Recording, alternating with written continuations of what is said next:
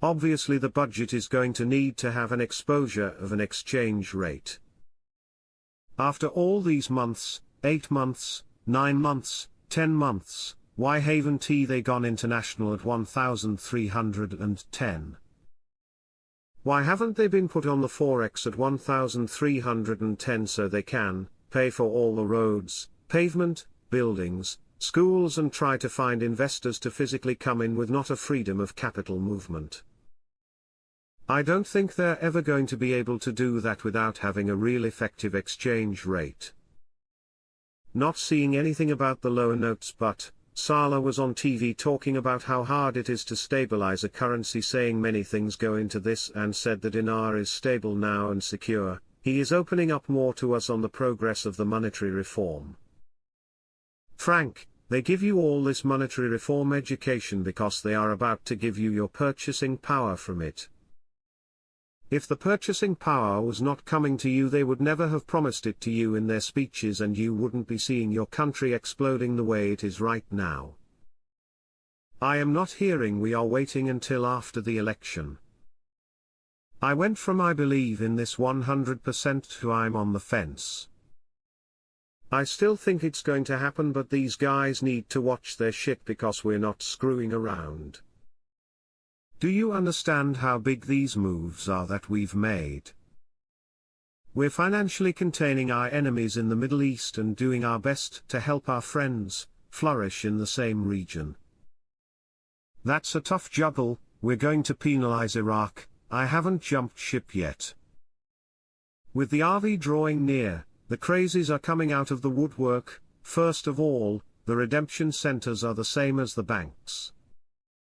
They are merely off-premises due to an expected increase in traffic. They are not separate entities. Secondly, the law one price states an instrument cannot be sold in different markets at different prices. In other words, the redemption centers, banks, are not going to offer you an exchange rate 3 times what the banks give you. It is illegal. The rate will be the rate no matter where you go. The only thing that may differ is the percentage of the fee. This fee is usually 2%, but that isn't etched in stone. More US bank staffers are reporting signing NDAs are clamming up. Another province has been reported having lower denoms being distributed in some manner, awaiting further complete details, if any. If what they're telling me is true, some of you are gonna go to sleep wealthy dollar. It's your season to be blessed. Iraq is the 9th largest buyer of gold in 2024. If they clawed back enough money to help buy 100 tons of gold, man, there's been some heavy corruption. I'm assuming their recent income from non-oil revenues has had something to do with it as well. I am certainly hearing we are just waiting for the switch to be pulled.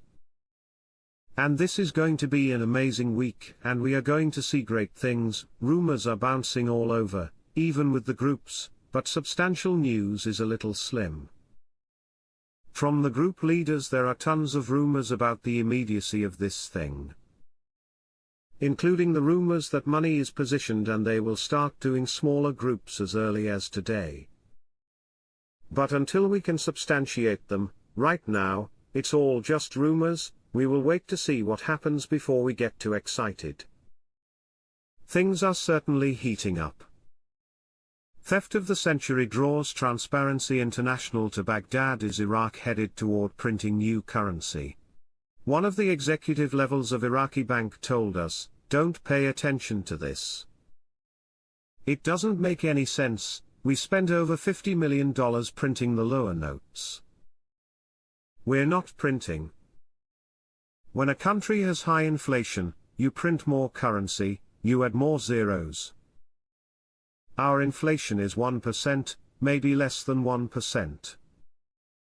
We already printed the currency we want, the lower notes.